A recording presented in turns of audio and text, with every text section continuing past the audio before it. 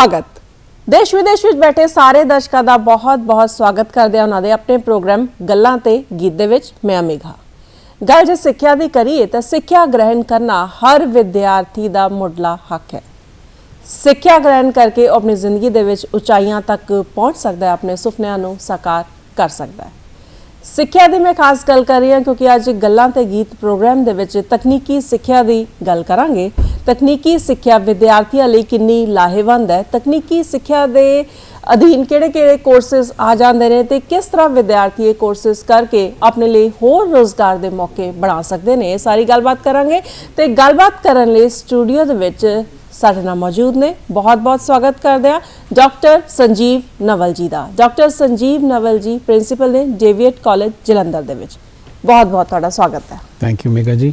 सारे श्रोतिਆਂ ਨੂੰ बहुत प्यार भरी नमस्कार। प्रोग्राम की शुरुआत करते हैं खास तौर पर अज असी तकनीकी सिक्ख्या की गल करनी है। तुहाडे तो जानांगे कि तकनीकी सिक्ख्या विद्यार्थियों लिए कितनी लाहेवंद है। तो पहले यही तुहाडे तो समझते हैं कि असल दे विच तकनीकी सिक्ख्या की है। मेघा जी, तकनीकी सिक्ख्या ਜਦੋਂ ਕਿਸੇ ਵੀ ਤਰ੍ਹਾਂ ਦੀ ਸਿੱਖਿਆ ਨੂੰ ਅਸੀਂ ਪ੍ਰੈਕਟੀਕਲ ਦੇ ਨਾਲ ਜੋੜ ਦਿੰਦੇ ਹਾਂ ਔਰ ਬੱਚੇ ਆਪਣੇ ਹੱਥਾਂ ਨਾਲ ਕੰਮ ਕਰਕੇ ਉਸ ਚੀਜ਼ ਦਾ ਅਨੁਭਵ ਲੈਂਦੇ ਨੇ, ਜਿਹਦੇ ਨਾਲ ਉਹਨਾਂ ਦੀ ਸਕਿੱਲ ਜਾਂ ਕੰਮ ਕਰਨ ਦੀ ਜਿਹੜੀ क्षमता ਹੈ ਉਹ ਵੱਧਦੀ ਹੈ। ਉਹ ਭਾਵੇਂ ਸਾਇੰਸ ਨਾਲ ਰਿਲੇਟਡ ਹੋਵੇ, ਇੰਜੀਨੀਅਰਿੰਗ ਨਾਲ ਰਿਲੇਟਡ ਹੋਵੇ, ਟੈਕਨੋਲੋਜੀ ਨਾਲ ਰਿਲੇਟਡ ਹੋਵੇ ਜਾਂ ਮੈਨੇਜਮੈਂਟ ਸਟੱਡੀਜ਼ ਦੇ ਨਾਲ ਰਿਲੇਟਡ ਹੋਵੇ ਜੀ, ਉਹ ਸਾਰੀ ਸਿੱਖਿਆ ਨੂੰ ਅਸੀਂ ਤਕਨੀਕੀ ਸਿੱਖਿਆ ਕਹਿੰਦੇ ਹਾਂ ਜੀ। और ये तकनीकी सिक्ख्या जिद्दां मैं प्रैक्टिकलों की गल की है किते ना किते साडे उद्योगों के नाल जुड़ी हुंदी है और उद्योगों तो फीडबैक लैके असी करिकुलम डिज़ाइन करते हैं और बच्चों नूं उद्योगों दे विच प्लेसमेंट दे मौके मिलन, इस तरीके दे नाल तकनीकी सिक्ख्या नूं तैयार किया जाता है जी। तो तकनीकी सिक्ख्या की जदों असीं गल करते हैं तो कोर्सेस की गल इत्थे करनी सब तो पहला बनती है कि किहड़े-किहड़े जिहड़े कोर्सेस ने वो तकनीकी सिक्ख्या के अधीन आ जाते हैं जी। जे तकनीकी सिक्ख्या नूं मेघा जी असीं देखीए तां जिहड़ा साडा लोअर लैवल है वो ITI का लैवल हुंदा, जिथे 10वीं पास या घट पढ़े लिखे भी बच्चे जिहड़े ने सर्टिफिकेट कोर्सेस करते हैं, जिद्दां लकड़ी के काम दे नाल संबंधित है, वैल्डिंग के काम दे नाल संबंधित है, लोहे के काम दे नाल संबंधित है, CNC ऑपरेटर्स ने वो शॉप फ्लोर के उपर काम करते हैं जी। और उस तो उपरला ITI तो उपर साडे कोले आ जाता है डिप्लोमा लैवल जी। ये डिप्लोमे के वास्ते 10वीं की योग्यता होनी बड़ी जरूरी है और ये सिविल इंजीनियरिंग का डिप्लोमा आ गया, मैकेनिकल इंजीनियरिंग आ गया, इलैक्ट्रॉनिक्स आ गया, कंप्यूटर्स एंड कम्युनिकेशन का आ गया।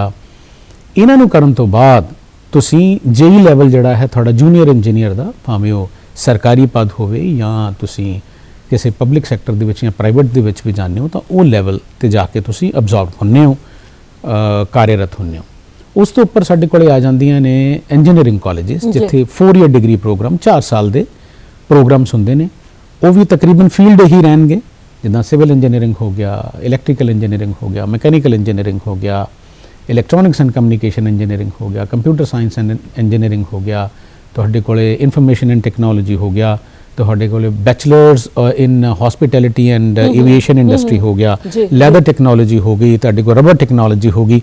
सो ये सारे तकनीकी जिहड़े सिक्ख्या दे नाल रिलेटेड ने, लेकिन इन्हां दे लैवल्स अलग अलग ने। इहदे विच NITs भी आ जांदियां ने, नैशनल इंस्टीट्यूट ऑफ टैक्नोलॉजीज, और IITs इंडियन इंस्टीट्यूट ऑफ टैक्नोलॉजीज भी आ जांदियां ने, जिथे 4-4 साल के कोर्सेस ने।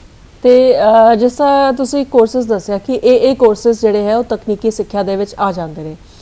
जे गल करिए इन्हां दी ड्यूरेशन दी, है ना, तो शॉर्ट टर्म भी जिस तरह तुसीं दस रहे हो कि शॉर्ट टर्म है, डिप्लोमा है या होर कोर्सेस ने, तो ऐसा भी है कि जिहड़े शॉर्ट टर्म करते हैं उहदी अगे जाके शायद इन्नी वैल्यू ना होवे जिन्नी कि ज़्यादा ड्यूरेशन वाले कोर्सेस दी हुंदी है।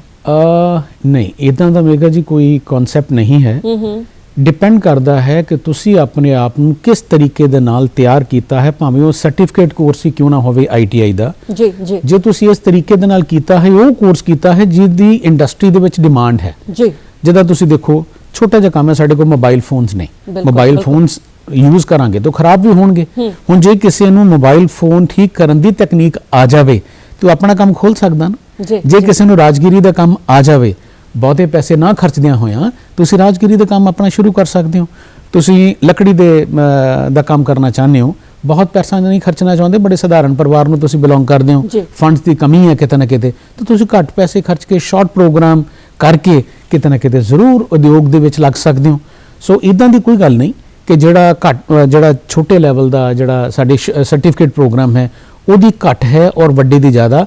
ਸਵਾਲ ਇਹ ਪੈਦਾ ਹੁੰਦਾ ਕਿ ਤੁਸੀਂ ਕਿੰਨੀ ਕੁ ਇੰਪੋਰਟੈਂਸ ਵਾਲਾ ਕੰਮ ਜੀ। ਜਿਹਨੂੰ ਉਦਯੋਗ ਨੂੰ ਜਿਹਦੀ ਜ਼ਰੂਰਤ ਹੈ ਉਹ ਕਰ ਰਹੇ ਹੋ। ਜੀ। ਜੇ ਤੁਸੀਂ IIT ਤੋਂ ਵੀ ਕਰਕੇ ਆ ਗਏ, ਜੇ ਤੁਸੀਂ NIT ਤੋਂ ਵੀ ਕਰ ਲਿਆ, ਲੇਕਿਨ ਉੱਥੇ ਉਸ ਤਰ੍ਹਾਂ ਦੀ ਸਿੱਖਿਆ ਨਹੀਂ ਲਈ ਜਿਹੜੀ ਇੰਡਸਟਰੀ ਨੂੰ ਜਿਹਦੀ ਲੋੜ ਹੈ ਅੱਜ ਦੀ ਤਰੀਕ ਦੇ ਵਿੱਚ, ਤੇ ਮੇਰੇ ਖਿਆਲ ਦੇ ਨਾਲ ਉਹ ਇੰਨੀ ਲਾਹੇਵੰਦ ਨਹੀਂ ਹੋਏਗੀ ਜਿਹੜੀ ਕਿ ਛੋਟੇ ਸਰਟੀਫਿਕੇਟ ਕੋਰਸਿਸ ਕਰਨ ਦੇ ਨਾਲ ਵੀ ਸਾਨੂੰ ਜਿਹੜਾ ਉਹ ਲਾਭ ਦੇ ਸਕਦੀ ਹੈ। ਤੇ ਇਸ ਤਰ੍ਹਾਂ ਵੀ ਹੋ ਸਕਦਾ ਹੈ ਕਿ ਕੋਈ ਇੱਕ ਕੋਰਸ, ਜਿਸ ਦਾ ਕੋਈ ਮੋਬਾਈਲ ਦਾ ਕੋਰਸ ਕਰ ਰਿਹਾ ਹੈ, ਮੋਬਾਈਲ ਦੇ ਵਿੱਚ ਜਿਸ ਤਰ੍ਹਾਂ ਤੁਸੀਂ ਦੱਸਿਆ ਕਿ ਜਦੋਂ ਮਾਰਕੀਟ ਦੇ ਵਿੱਚ ਡਿਮਾਂਡ ਹੈ, ਮੋਬਾਈਲ ਖਰਾਬ ਵੀ ਹੋਣੇ ਆ, ਠੀਕ ਵੀ ਕਰਾਣੇ ਪੈਣੇ, ਜ਼ਰੂਰਤ ਹੈ ਅੱਜ ਦੇ ਸਮੇਂ ਦੇ ਵਿੱਚ। ਜੇ ਉਹ ਮੋਬਾਈਲ ਦਾ ਕੋਈ ਕੋਰਸ ਕਰ ਰਿਹਾ ਤੇ ਉਸ ਦੇ ਨਾਲ ਹੀ ਉਹ ਇੱਕ ਹੋਰ ਕੋਰਸ ਵੀ ਕਰ ਲਏ। ਜੀ, ਇਹ ਜਿਹੜੀ ਨਵੀਂ ਸਾਡੀ ਮੇਗਾ ਜੀ ਐਜੂਕੇਸ਼ਨ ਪਾਲਿਸੀ ਆਈ ਹੈ, ਉਹਦੇ ਦੌਰਾਨ ਜਾਂ ਇੰਜੀਨੀਅਰਿੰਗ ਦਾ ਲੈਵਲ ਵੀ ਤੁਸੀਂ ਦੇਖੋ, ਉੱਥੇ ਇੱਕ ਬੱਚਾ ਜਿਹੜਾ ਕਿਸੇ ਇੱਕ ਸਟਰੀਮ ਦੇ ਵਿੱਚ ਪੜ੍ਹ ਰਿਹਾ, ਉਹਨਾਂ ਨੂੰ ਕੁਝ ਐਡੀਸ਼ਨਲ ਕੋਰਸਿਸ ਕਰਨੇ ਪੈਂਦੇ ਨੇ। ਉਹ ਆਨਲਾਈਨ ਕੋਰਸਿਸ ਵੀ ਕਰ ਸਕਦਾ, ਜਿਵੇਂ ਸਾਡਾ ਸਵੈਮ ਦਾ ਪੋਰਟਲ ਹੈ, NPTEL ਦਾ ਪੋਰਟਲ ਹੈ, ਜਾਂ ਹੋਰ ਵੀ ਡਿਫਰੈਂਟ ਪਲੇਟਫਾਰਮਸ ਨੇ। ਜੇ ਉਹ ਐਡੀਸ਼ਨਲ ਕੋਰਸਿਸ ਕਰ ਲੈਂਦੇ ਨੇ ਤੇ ਉਹਨਾਂ ਨੂੰ ਇੱਕ ਹੋਰ ਵੀ ਡਿਗਰੀ ਲੈਣ ਦਾ ਮੌਕਾ ਪ੍ਰਾਪਤ ਹੁੰਦਾ। ਉਹਨੂੰ ਅਸੀਂ ਜਿਸ ਤਰ੍ਹਾਂ ਮੇਜਰ ਔਰ ਮਾਈਨਰ ਡਿਗਰੀ ਵੀ ਕਹਿ ਦਿੰਦੇ ਆ ਇੰਜੀਨੀਅਰਿੰਗ ਦੇ ਵਿੱਚ ਨਾ। ਮੰਨ ਲਿਆ ਜਾਵੇ ਕਿ ਕਿਸੇ ਨੇ BTech ਕਰਨੀ ਹੈ, ਉਹ ਇਲੈਕਟ੍ਰੋਨਿਕਸ ਐਂਡ ਕਮਿਊਨੀਕੇਸ਼ਨ ਇੰਜੀਨੀਅਰਿੰਗ ਦਾ ਵਿਦਿਆਰਥੀ ਹੈ, ਔਰ ਉਹ ਕਰਨਾ ਚਾਹੁੰਦਾ ਵੀ ਮੈਂ ਕਿਸੇ ਨਾ ਕਿਸੇ ਤਰੀਕੇ ਦੇ ਨਾਲ ਕੰਪਿਊਟਰ ਸਾਇੰਸ ਐਂਡ ਇੰਜੀਨੀਅਰਿੰਗ ਦੇ ਨਾਲ ਵੀ ਜੁੜਾਂ। ਸੋ ਉੱਥੇ ਮੇਜਰ ਔਰ ਮਾਈਨਰ ਡਿਗਰੀ ਦਾ ਕਨਸੈਪਟ ਆਉਂਦਾ ਹੈ। ਉਹ ਇਲੈਕਟ੍ਰੋਨਿਕਸ ਐਂਡ ਕਮਿਊਨੀਕੇਸ਼ਨ ਵਾਲੇ ਬੱਚੇ ਨੂੰ ਸਿਰਫ ਕੁਝ 8 ਜਾਂ 9 ਸਬਜੈਕਟ ਐਡੀਸ਼ਨਲ ਕਰਨੇ ਪੈਂਦੇ ਨੇ, ਜਿਹੜੇ ਕਿ ਆਨਲਾਈਨ ਵੀ ਡਿਫਰੈਂਟ ਪਲੇਟਫਾਰਮਸ ਤੋਂ ਕੀਤੇ ਜਾ ਸਕਦੇ ਨੇ। ਜ਼ਰੂਰੀ ਨਹੀਂ ਕਿ ਉਸੇ ਇੰਸਟੀਟਿਊਸ਼ਨ ਦੇ ਵਿੱਚੋਂ ਕੀਤੇ ਜਾਣ। ਤੇ ਉਹਨਾਂ ਨੂੰ major degree electronics and communication ਦੀ ਮਿਲਦੀ ਹੈ ਔਰ ਮਾਈਨਰ ਡਿਗਰੀ ਜਿਹੜੀ ਹੈ ਕੰਪਿਊਟਰ ਸਾਇੰਸ ਐਂਡ ਇੰਜੀਨੀਅਰਿੰਗ ਦੀ ਮਿਲਦੀ ਹੈ। ਸੋ ਇਹ ਬੜੀ ਵਿਲੱਖਣਤਾ ਹੈ। ਇਹ ਸਾਡੀ ਜਿਹੜਾ 4 ਈਅਰ ਡਿਗਰੀ ਪ੍ਰੋਗਰਾਮ ਜਾਂ ਤਕਨੀਕੀ ਸਿੱਖਿਆ ਹੈ। ਤੁਸੀਂ ਐਟ ਅ ਟਾਈਮ 2 ਡਿਗਰੀਆਂ ਕਰ ਸਕਦੇ ਹੋ। ਜੀ, ਮਤਲਬ ਇੱਕ ਸਮੇਂ ਦੇ ਵਿੱਚ 2 ਡਿਗਰੀਆਂ ਕਰਕੇ ਹੋਰ ਮਹਾਰਤ ਜਿਹੜੀ ਹੈ ਉਹ ਹਾਸਿਲ ਕਰਨੀ ਵੀ ਚਾਹੀਦੀ ਹੈ ਔਰ ਕੀਤੀ ਜਾ ਸਕਦੀ ਹੈ। ਤੇ ਜੇ ਉਦੇਸ਼ ਦੀ ਗੱਲ ਕਰੀਏ ਹੈ ਨਾ, ਕੋਰਸਿਸ ਬਾਰੇ ਤੁਹਾਡੇ ਤੋਂ ਜਾਣ ਰਿਹਾ ਤੇ ਲਗਾਤਾਰ ਹੋਰ ਵੀ ਜਾਣਾਂਗੇ, ਹੋਰ ਵੀ ਤੁਹਾਡੇ ਤੋਂ ਜ਼ਿਆਦਾ ਨੌਲੇਜ ਲਵਾਂਗੇ, ਪਰ ਉਸ ਤੋਂ ਪਹਿਲਾਂ ਇਹ ਵੀ ਜਾਣਨਾ ਜ਼ਰੂਰੀ ਹੈ ਕਿ ਤਕਨੀਕੀ ਸਿੱਖਿਆ ਦਾ ਅਸਲ ਜਿਹੜਾ ਉਦੇਸ਼ ਹੈ ਉਹ ਕੀ ਹੈ। ਕੋਈ ਵੀ ਦੇਸ਼ ਆਪਣੇ ਉਦਯੋਗ ਤੋਂ ਬਿਨਾ ਤਰੱਕੀ ਨਹੀਂ ਕਰ ਸਕਦਾ। ਉਦਯੋਗੀਕਰਨ ਬਹੁਤ ਜ਼ਰੂਰੀ ਹੈ। ਔਰ ਜਿੱਥੋਂ ਤੱਕ ਉਦਯੋਗ ਦਾ ਸਵਾਲ ਹੈ, ਮਸ਼ੀਨਾਂ ਨੇ, ਟੈਕਨੋਲੋਜੀ ਹੈ, ਇੰਜੀਨੀਅਰਿੰਗ ਹੈ ਔਰ ਸਾਇੰਸ ਹੈ, ਔਰ ਉਹਨੂੰ ਮੈਨੇਜ ਕਰਨਾ ਵੀ ਹੈ। ਜਿੰਨੀ ਦੇਰ ਤੱਕ ਅਸੀਂ ਆਪਣੇ ਬੱਚਿਆਂ ਨੂੰ ਟੈਕਨੀਕ ਨਹੀਂ ਸਿਖਾਵਾਂਗੇ, ਸਾਇੰਸ ਦਾ ਯੁੱਗ ਹੈ, ਸਾਇੰਸ ਨਹੀਂ ਪੜ੍ਹਾਵਾਂਗੇ, ਉਸ ਕੰਮ ਨੂੰ ਕਰਨਾ ਕਿੱਦਾਂ ਹੈ ਇਹਦਾ ਨਹੀਂ ਪਤਾ ਲੱਗੇਗਾ ਔਰ ਮੈਨੇਜਰੀਅਲ ਸਕਿੱਲਸ ਉਹਨਾਂ ਬੱਚਿਆਂ ਦੇ ਅੰਦਰ ਨਹੀਂ ਆਉਣਗੀਆਂ। ਉਹ ਉਦਯੋਗ ਦੇ ਵਾਸਤੇ ਦੇਖੋ, ਸਾਡੀ ਇੰਡਸਟਰੀ ਜਿਹੜੀ ਹੈ, ਇੱਕ ਸਾਡੀ ਰਿਪੋਰਟ ਹੈ ਜਿਹੜੀ 5 ਵਰਸ਼ੀ ਯੋਜਨਾ ਸਾਡੀ 12 ਤੋਂ 17 ਦੀ ਅਸੀਂ ਬਣਾਈ ਹੈ। ਉਹਦੇ ਵਿੱਚ ਇੱਕ ਬੜਾ ਇੰਪੋਰਟੈਂਟ ਪੁਆਇੰਟ ਸਾਨੂੰ ਸਾਹਮਣੇ ਦੇਖਣ ਨੂੰ ਮਿਲਿਆ ਕਿ ਸਾਡਾ ਜਿਹੜਾ ਵਰਗ ਹੈ ਨੌਜਵਾਨ 19 ਤੋਂ 24 ਸਾਲ ਦਾ, ਉਹਨਾਂ ਨੂੰ ਵੋਕੇਸ਼ਨਲ ਟ੍ਰੇਨਿੰਗ ਦੇ ਬਾਰੇ 5% ਸਿਰਫ ਲੋਕ ਨੇ ਜਿਨ੍ਹਾਂ ਨੂੰ ਪਤਾ ਹੈ। 95% ਨੂੰ ਤਾਂ ਇਹ ਪਤਾ ਹੀ ਨਹੀਂ ਕਿ ਜਿਹੜਾ ਵੋਕੇਸ਼ਨਲ ਟ੍ਰੇਨਿੰਗ ਉਹ ਕੀ ਹੁੰਦੀ ਹੈ, ਹੱਥੀਂ ਕੰਮ ਕਰਨਾ ਕੀ ਹੁੰਦਾ। ਜਦੋਂ ਕਿ ਤੁਸੀਂ USA ਦੀ ਜਿੰਨੇ ਡਿਵੈਲਪਡ ਕੰਟਰੀਜ਼ ਨੇ ਉਹਦੀ ਗੱਲ ਕਰਾਂ, 50% ਜਿਹੜੇ ਲੋਕ ਨੇ 19 ਤੋਂ 24 ਸਾਲ ਦੇ, ਉਹਨਾਂ ਨੂੰ ਹੱਥ ਨਾਲ ਕੰਮ ਕਰਨਾ ਆਉਂਦਾ ਹੈ। ਜਰਮਨਸ 75% ਔਰ ਸਾਊਥ ਜਿਹੜਾ ਕੋਰੀਆ ਹੈ ਉਹਦੇ ਵਿੱਚ ਮੋਰ ਦੈਨ 95% ਜਿਹੜੇ ਲੋਕ ਨੇ, 95% ਆਬਾਦੀ ਇਹ ਜਿਹੜੇ ਨੌਜਵਾਨਾਂ ਦੀ ਹੈ, ਉਹਨਾਂ ਨੂੰ ਵੋਕੇਸ਼ਨਲ ਟ੍ਰੇਨਿੰਗ ਦਿੱਤੀ ਜਾਂਦੀ ਹੈ ਔਰ ਉਹਨਾਂ ਨੂੰ ਹੱਥੀਂ ਕੰਮ ਕਰਨਾ ਆਉਂਦਾ ਹੈ। ਤੁਸੀਂ ਇਹ ਦੇਖੋ, ਜੇ ਅਸੀਂ ਭਾਰਤ ਨੂੰ ਅੱਗੇ ਲੈ ਕੇ ਜਾਣਾ ਹੈ ਤੇ ਸਾਡੇ ਜਿਹੜੇ ਨੌਜਵਾਨ ਨੇ ਉਹਨਾਂ ਨੂੰ ਇਹ ਵੋਕੇਸ਼ਨਲ ਟ੍ਰੇਨਿੰਗ ਬਚਪਨ ਤੋਂ ਹੀ, ਜਿਹੜੀ ਨੈਸ਼ਨਲ ਐਜੂਕੇਸ਼ਨ ਪਾਲਿਸੀ ਨਵੀਂ ਆਈ ਹੈ 2020 ਵਾਲੀ, ਉਹਦੇ ਵਿੱਚ ਅਸੀਂ ਪ੍ਰਾਇਮਰੀ ਲੈਵਲ ਤੋਂ ਹੀ ਬੱਚਿਆਂ ਨੂੰ ਇਹ ਵੋਕੇਸ਼ਨਲ ਟ੍ਰੇਨਿੰਗ, ਇੱਕ ਸਬਜੈਕਟ ਵੋਕੇਸ਼ਨਲ ਟ੍ਰੇਨਿੰਗ ਦਾ ਪੜ੍ਹਾਉਣ ਦੀ ਹਿਦਾਇਤ ਦਿੱਤੀ ਗਈ ਹੈ ਤਾਂ ਕਿ ਉਹਨਾਂ ਦਾ ਰੁਝਾਨ ਤਕਨੀਕੀ ਸਿੱਖਿਆ ਵੱਲ ਵਧੇ। ਔਰ ਜਦੋਂ ਹਾਇਰ ਲੈਵਲ ਦੇ ਉੱਪਰ ਉਹ ਜਾਂਦੇ ਨੇ ਤੇ ਉਹਨਾਂ ਦਾ ਮਨ ਆਟੋਮੈਟਿਕਲੀ ਬਣ ਜਾਂਦਾ ਕਿ ਅਸੀਂ ਤਕਨੀਕੀ ਸਿੱਖਿਆ ਦੇ ਨਾਲ ਜੁੜਨਾ ਹੈ, ਨਾ ਕਿ ਉਹ ਬੋਝ ਸਮਝ ਕੇ ਉਸ ਹਾਇਰ ਐਜੂਕੇਸ਼ਨ ਨੂੰ, ਤਕਨੀਕੀ ਸਿੱਖਿਆ ਨੂੰ ਗ੍ਰਹਿਣ ਕਰਨ। ਉਹਨਾਂ ਦੇ ਮਨ ਤੋਂ ਇਹ ਵਿਚਾਰ ਆਉਣਾ ਚਾਹੀਦਾ ਕਿ ਹਾਂ, ਅਸੀਂ ਥੋੜਾ ਜਿਹਾ ਜਿਹੜਾ ਹੈ ਲੋਅਰ ਲੈਵਲ ਕਲਾਸਿਸ ਦੇ ਉੱਪਰ ਸਿੱਖ ਲਿਆ, ਹੁਣ ਇਹ ਪਲੇਟਫਾਰਮ ਅਲੱਗ ਆ ਗਿਆ ਹਾਇਰ ਲੈਵਲ ਦਾ, ਸੋ ਸਾਨੂੰ ਇਸੇ ਚੀਜ਼ ਨੂੰ ਅੱਗੇ ਵੀ ਤਕਨੀਕੀ ਸਿੱਖਿਆ ਨੂੰ ਹੋਰ ਵੀ ਜ਼ਿਆਦਾ ਮਹਾਰਤ ਨਾਲ ਪੜ੍ਹਨਾ ਚਾਹੀਦਾ ਹੈ। ਜੀ ਬਿਲਕੁਲ, ਕਿਉਂਕਿ ਮਹਾਰਤ ਜੇ ਕਿਸੇ ਚੀਜ਼ ਦੀ ਹਾਸਲ ਕਰਾਂਗੇ ਤਾਂ ਹੀ ਅੱਗੇ ਜਾ ਕੇ ਹੋਰ ਭਵਿੱਖ ਨੂੰ ਜਿਹੜਾ ਸੁਨਹਿਰਾ ਉਹ ਕੀਤਾ ਜਾ ਸਕਦਾ ਹੈ। ਤਕਨੀਕੀ ਸਿੱਖਿਆ ਦੇ ਅਸੀਂ ਗੱਲ ਕਰ ਰਹੇ ਹਾਂ ਤੇ ਡਿਪਲੋਮਾਸ ਦੀ ਜੇ ਗੱਲ ਕਰੀਏ, ਡਿਪਲੋਮਾ ਤੇ ਤਕਨੀਕੀ ਸਿੱਖਿਆ ਦੇ ਵਿੱਚ ਕੋਈ ਫਰਕ ਹੈ? ਨਹੀਂ, ਡਿਪਲੋਮਾ ਲੈਵਲ ਦੇ ਉੱਪਰ ਤੁਸੀਂ ਤਕਨੀਕੀ ਸਿੱਖਿਆ ਹੀ ਪੜ੍ਹਦੇ ਹੋ, ਭਾਵੇਂ ਉਹ ਕਿਸੇ ਵੀ ਸਟਰੀਮ ਦੀ ਹੋਵੇ, ਉਹ ਤਕਨੀਕੀ ਸਿੱਖਿਆ ਹੀ ਹੈ ਕਿਉਂਕਿ ਤੁਹਾਨੂੰ ਪ੍ਰੈਕਟੀਕਲ ਕਰਨ ਦਾ ਮੌਕਾ ਮਿਲਦਾ, ਤੁਹਾਨੂੰ ਸਾਈਟ ਵਿਜ਼ਿਟਸ ਕਰਵਾਈਆਂ ਜਾਂਦੀਆਂ ਨੇ, ਤੁਸੀਂ ਹੱਥੀਂ ਪ੍ਰੈਕਟੀਕਲ ਕਰਦੇ ਹੋ, ਤੁਹਾਨੂੰ ਪਤਾ ਲੱਗਦਾ ਹੈ ਕਿ ਇੰਡਸਟਰੀ ਨੂੰ ਕਿਸ ਚੀਜ਼ ਦੀ ਜ਼ਰੂਰਤ ਹੈ ਔਰ ਤੁਸੀਂ ਪਲੇਸਮੈਂਟ ਜਿਹੜੀ ਹੈ ਕਿਹੜੇ ਪੈਰਾਮੀਟਰਸ ਨੇ ਉਹ ਸਾਰਾ ਕੁਝ ਪੜ੍ਹਦੇ ਹੋ ਡਿਪਲੋਮੇ ਦੇ ਵਿੱਚ ਵੀ ਔਰ ਇੰਜੀਨੀਅਰਿੰਗ ਕਾਲਜਸ ਦੇ ਵਿੱਚ ਵੀ, ਕਿ ਕਿਹੜੇ ਅਸੀਂ ਐਕਸਪੈਰੀਮੈਂਟਸ ਕਰੀਏ, ਕੀ ਸਾਨੂੰ ਹੋਣਾ ਚਾਹੀਦਾ ਤਾਂ ਕਿ ਸਾਡੀ ਜਿਹੜਾ ਭਵਿੱਖ ਹੈ ਉਹ ਕਿਤੇ ਨਾ ਕਿਤੇ ਇੰਡਸਟਰੀ ਦੇ ਵਿੱਚ ਜਾ ਕੇ ਅਸੀਂ ਕੰਫਰਟੇਬਲ ਫੀਲ ਕਰੀਏ ਔਰ ਸਾਨੂੰ ਜ਼ਿਆਦਾ ਤੋਂ ਜ਼ਿਆਦਾ ਪੈਕੇਜ ਮਿਲੇ। ਪੈਕੇਜ ਦੇਖੋ ਇੰਡਸਟਰੀ ਨੇ ਉਸ ਬੱਚੇ ਨੂੰ ਦੇਣਾ ਹੈ ਜਿਹਨੂੰ ਉਹਨਾਂ ਦੇ ਮੁਤਾਬਕ ਕੰਮ ਆਉਂਦਾ ਹੈ ਜੀ, ਔਰ ਜੇ ਉਹਦੇ ਵਿੱਚ ਉਹ ਸਕਿੱਲ ਹੈ ਜਿਹੜੀ ਉਹਨੇ ਆਪਣੀ ਸਟੱਡੀ ਦੇ ਦੌਰਾਨ, ਭਾਵੇਂ ਉਹ ਡਿਪਲੋਮਾ ਲੈਵਲ ਹੈ ਭਾਵੇਂ ਉਹ ਡਿਗਰੀ ਲੈਵਲ ਹੈ, ਜੇ ਉਹਨੇ ਸਕਿੱਲ ਅਚੀਵ ਕੀਤੀ ਹੈ ਤਾਂ ਕੋਈ ਸ਼ੱਕ ਨਹੀਂ, ਕੋਈ ਕਾਰਨ ਨਹੀਂ ਕਿ ਇੰਡਸਟਰੀ ਉਹਨੂੰ ਵੱਧ ਤੋਂ ਵੱਧ ਪੈਕੇਜ ਤੋਂ ਇਨਕਾਰ ਕਰੇਗੀ ਜੀ। ਤੇ ਜਿਸ ਤਰ੍ਹਾਂ ਕੋਰਸਸ ਜਦੋਂ ਬੱਚੇ ਕਰਦੇ ਨੇ ਤੇ ਕੋਰਸਸ ਜਦੋਂ ਡਿਜ਼ਾਈਨ ਕੀਤੇ ਜਾਂਦੇ ਨੇ, ਬਣਾਏ ਜਾਂਦੇ ਨੇ, ਤੇ ਕਿਸ ਚੀਜ਼ ਵੱਲ ਜਿਹੜੀ ਜ਼ਿਆਦਾ ਤਵੱਜੋ ਦਿੱਤੀ ਜਾਂਦੀ ਹੈ ਕਿ ਇਸ ਵੱਲ ਜੇ ਬੱਚੇ ਜ਼ਿਆਦਾ ਧਿਆਨ ਦੇਣਗੇ ਤੇ ਇਸ ਚੀਜ਼ ਦੇ ਵਿੱਚ ਹੋਰ ਐਕਸਪਰਟ ਹੋ ਸਕਦੇ ਨੇ? ਦੇਖੋ ਜਦੋਂ ਵੀ ਕੋਰਸਿਸ ਦਾ ਡਿਜ਼ਾਈਨ ਹੁੰਦਾ ਨਾ, ਹਰੇਕ ਮੇਗਾ ਜੀ ਹਰੇਕ ਜਿਹੜੇ ਇੰਸਟੀਟਿਊਸ਼ਨ ਹੈ ਉਹਨਾਂ ਦੀ ਬੋਰਡ ਆਫ ਸਟੱਡੀਜ਼ ਹੁੰਦੀਆਂ ਨੇ। ਬੋਰਡ ਆਫ ਸਟੱਡੀਜ਼ ਦੇ ਅੰਦਰ ਬਹੁਤ ਹੀ ਐਕਸਪੀਰੀਅੰਸਡ ਲੋਕ ਔਰ ਇੰਡਸਟਰੀ ਪ੍ਰੋਫੈਸ਼ਨਲਸ ਨੂੰ ਮੈਂਬਰ ਰੱਖਿਆ ਜਾਂਦਾ ਜੀ। ਇੰਡਸਟਰੀ ਪ੍ਰੋਫੈਸ਼ਨਲਸ ਨੂੰ ਰੱਖਣਾ ਇਸ ਕਰਕੇ ਜ਼ਰੂਰੀ ਹੁੰਦਾ ਹੈ ਕਿ ਇੰਡਸਟਰੀ ਨੂੰ ਅੱਜ ਦੀ ਤਰੀਕ ਦੇ ਵਿੱਚ ਕਿਸ ਚੀਜ਼ ਦੀ ਜ਼ਰੂਰਤ ਹੈ, ਬਿਲਕੁਲ ਉਹ ਜਿਹੜਾ ਕੰਟੈਂਟ ਹੈ ਉਹ ਸਿਲੇਬਸ ਦੇ ਅੰਦਰ ਪਾਇਆ ਜਾਵੇ ਤਾਂ ਕਿ ਬੱਚਿਆਂ ਨੂੰ ਕਲਾਸ ਦੇ ਵਿੱਚ ਕਰਵਾਇਆ ਜਾ ਸਕੇ। ਹੁਣ ਜੋ ਇੰਡਸਟਰੀ ਨੂੰ ਚਾਹੀਦਾ, ਜੇ ਅਸੀਂ ਕਲਾਸ ਦੇ ਵਿੱਚ ਬੱਚੇ ਨੂੰ ਤਿਆਰ ਕਰ ਦਿੱਤਾ ਤੇ ਉਹਨਾਂ ਦੀ ਡਿਗਰੀ ਜਾਂ ਡਿਪਲੋਮਾ ਹੋਣ ਤੋਂ 6 ਮਹੀਨੇ ਪਹਿਲਾਂ ਹੀ ਪਲੇਸਮੈਂਟ ਹੋ ਜਾਂਦੀ ਹੈ ਜੀ।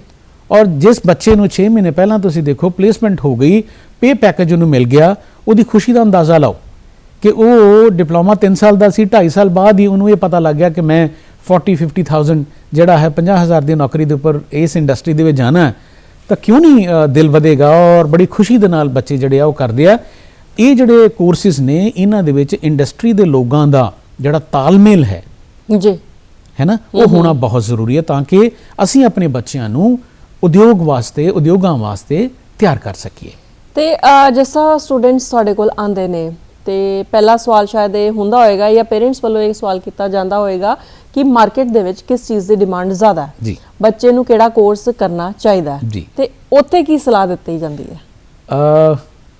ਕਿਸੇ ਵੀ ਤਰ੍ਹਾਂ ਦੀ ਮੇਗਾ ਜੀ ਇੰਜੀਨੀਅਰਿੰਗ ਜਿਹੜੀ ਹੈ ਨਾ, ਕਿਸੇ ਵੀ ਤਰ੍ਹਾਂ ਦੀ ਤਕਨੀਕੀ ਸਿੱਖਿਆ ਕਿਸੇ ਤੋਂ ਵੀ ਘੱਟ ਨਹੀਂ ਜੀ ਜੀ। ਭਾਵੇਂ ਉਹ ਤੁਸੀਂ ਸਿਵਲ ਇੰਜੀਨੀਅਰਿੰਗ ਲੈ ਲਓ, ਇਲੈਕਟ੍ਰੀਕਲ ਇੰਜੀਨੀਅਰਿੰਗ ਲੈ ਲਓ, ਮਕੈਨੀਕਲ ਇੰਜੀਨੀਅਰਿੰਗ ਲੈ ਲਓ, ਇਹ ਸਾਡੀਆਂ ਜਾਂ ਇਲੈਕਟ੍ਰੋਨਿਕਸ ਐਂਡ ਕਮਿਊਨੀਕੇਸ਼ਨ ਇੰਜੀਨੀਅਰਿੰਗ ਲੈ ਲਓ, ਇਹ ਸਾਡੀਆਂ ਕਨਵੈਨਸ਼ਨਲ ਬ੍ਰਾਂਚਸ ਨੇ। ਬਿਲਕੁਲ ਕੰਪਿਊਟਰਾਈਜੇਸ਼ਨ ਦਾ ਯੁੱਗ ਆਇਆ ਜੀ, ਲੋਕਾਂ ਨੇ ਇੱਕ ਭੇਡ ਚਾਲ ਬਣਾ ਲਈ ਕਿ ਅਸੀਂ ਕੰਪਿਊਟਰ ਸਾਇੰਸ ਐਂਡ ਇੰਜੀਨੀਅਰਿੰਗ ਦੇ ਵਿੱਚ ਹੀ ਜਾਣਾ ਕਿਉਂਕਿ ਉੱਥੇ ਕਿਤੇ ਨਾ ਕਿਤੇ ਸੱਚਾਈ ਵੀ ਹੈ ਕਿ ਸਾਨੂੰ ਜੌਬ ਪਲੇਸਮੈਂਟਸ ਜਿਹੜੀਆਂ ਨੇ ਉਹ ਆਸਾਨੀ ਦੇ ਨਾਲ ਅੱਜ ਦੀ ਤਰੀਕ ਦੇ ਵਿੱਚ ਜਾਂ ਪਿੱਛੇ ਵੀ ਅਸੀਂ ਦੇਖਿਆ ਮਿਲ ਜਾਂਦੀਆਂ ਨੇ। ਲੇਕਿਨ ਜੇ ਕਿਸੇ ਵੀ ਬੱਚੇ ਨੇ ਲੈਦਰ ਟੈਕਨੋਲੋਜੀ ਹੈ, ਤੁਹਾਡੇ ਕੋਲੇ ਰਬਰ ਟੈਕਨੋਲੋਜੀ ਹੈ, ਤੁਹਾਡੇ ਕੋਲੇ ਟੈਕਸਟਾਈਲ ਹੈ, ਤੁਹਾਡੇ ਕੋਲ ਸਿਵਲ ਇੰਜੀਨੀਅਰਿੰਗ ਹੈ, ਇਲੈਕਟ੍ਰੀਕਲ ਇੰਜੀਨੀਅਰਿੰਗ ਹੈ, ਜਿੱਦਾਂ ਇਲੈਕਟ੍ਰੀਕਲ ਇੰਜੀਨੀਅਰਿੰਗ ਹੈ, ਤੁਸੀਂ ਅੱਜ ਦਾ ਜ਼ਮਾਨਾ ਹੈ ਇਲੈਕਟ੍ਰੀਕਲ ਵਹੀਕਲਸ ਦਾ, ਆਉਣ ਵਾਲੇ ਜ਼ਮਾਨੇ ਦੇ ਵਿੱਚ ਡੀਜ਼ਲ ਵਾਲੀਆਂ ਕਾਰਾਂ ਜਾਂ ਪੈਟਰੋਲ ਡਰਿਵਨ ਵਹੀਕਲਸ ਇਹ ਨਹੀਂ ਮਿਲਣੀਆਂ। ਔਰ ਜਿੱਥੋਂ ਤੱਕ ਸਾਡਾ ਲਾਈਟਸ ਤੁਸੀਂ ਆਪਾਂ ਦੇਖ ਹੀ ਪਾ ਰਹੇ ਹਾਂ, ਜ਼ਮਾਨਾ ਆਉਣ ਵਾਲਾ ਜਿੱਥੇ ਅਸੀਂ ਸੋਲਰ ਲਾਈਟਸ ਦੀ ਗੱਲ ਕਰਦੇ ਹਾਂ, ਇਹ ਥਰਮਲ ਪਾਵਰ ਪਲਾਂਟਸ, ਇਹ ਤੁਹਾਡੇ ਹਾਈਡਰੋ ਪਾਵਰ ਪਲਾਂਟਸ, ਇਹਨਾਂ ਦੀ ਜਿਹੜੀ ਵਰਤੋਂ ਹੈ ਕਿਤੇ ਨਾ ਇਹ ਘਟ ਜਾਣੀ ਹੈ।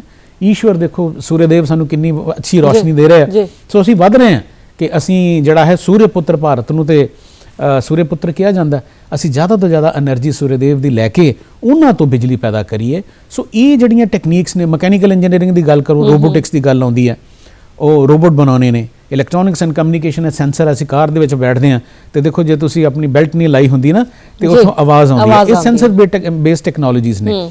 ਜੇ ਅਸੀਂ ਇਹਨਾਂ ਅਪਬ੍ਰਿੰਗਿੰਗ ਜਿਹੜੀਆਂ ਅਪਕਮਿੰਗ ਟੈਕਨੋਲੋਜੀਜ਼ ਨੇ, ਜੇ ਅਸੀਂ ਇਹਨਾਂ ਨੂੰ ਨਹੀਂ ਸਿੱਖਦੇ ਤਾਂ ਫਿਰ ਕਿਤੇ ਨਾ ਕਿਤੇ ਸਾਡਾ ਪਿਛੜਾਪਨ ਹੈ।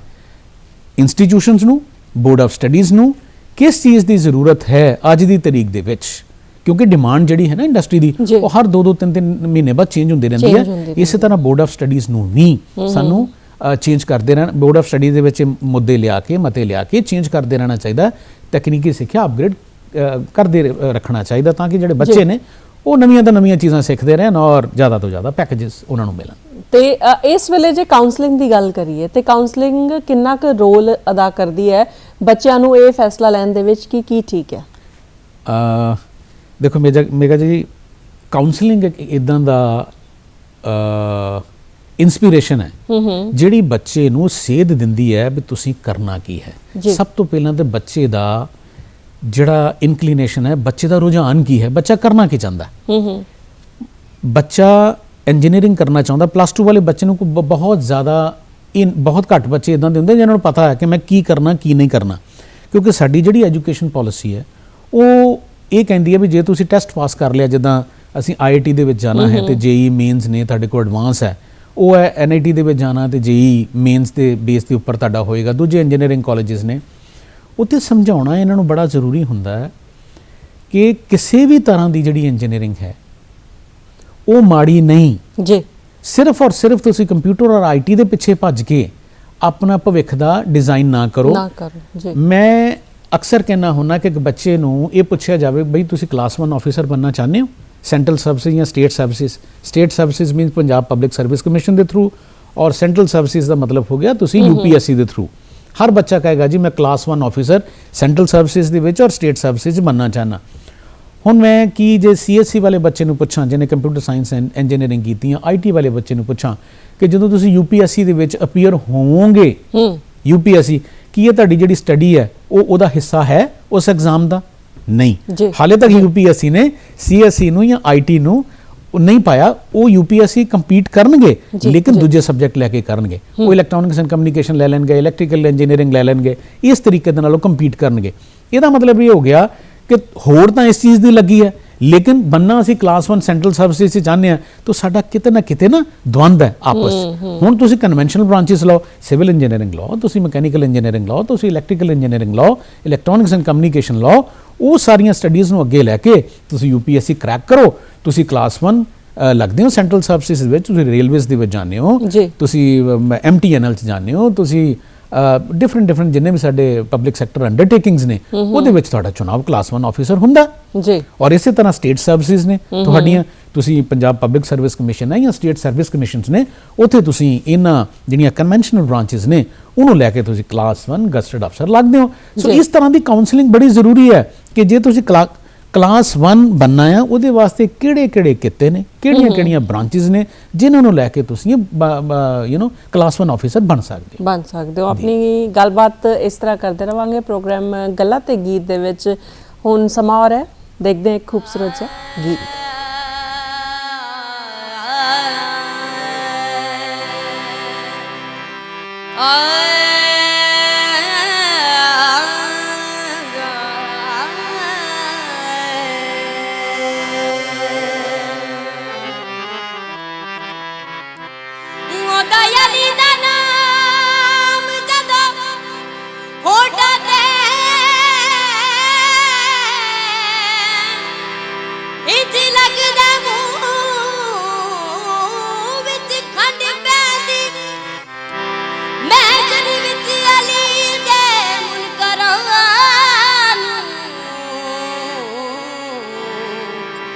ਤੁਸੀਂ ਵੇਖਿਆ ਕਿਵੇਂ ਠੰਡ ਪੈਂਦੀ, ਪੱਕੀ ਗਲੀਏ ਉਹ ਸਦਾ ਖੁਸ਼ ਰਹਿਣਗੇ, ਪੱਕੀ ਗਲੀਏ ਉਹ ਸਦਾ ਖੁਸ਼ ਰਹਿਣਗੇ, ਜੋ ਅਲੀ ਅਲੀ ਕਹਿਣਗੇ, ਜੋ ਅਲੀ ਅਲੀ ਕਹਿਣਗੇ, ਜੋ ਅਲੀ ਅਲੀ ਕਹਿਣਗੇ, ਜੋ ਅਲੀ ਅਲੀ ਕਹਿਣਗੇ। ਦੂਰ ਗਮਾਂ ਤੇ ਮੁਸੀਬਤਾਂ ਤੋਂ ਰਹਿਣਗੇ, ਜੋ ਅਲੀ ਅਲੀ ਕਹਿਣਗੇ, ਜੋ ਅਲੀ ਅਲੀ ਕਹਿਣਗੇ, ਜੋ ਅਲੀ ਅਲੀ ਕਹਿਣਗੇ।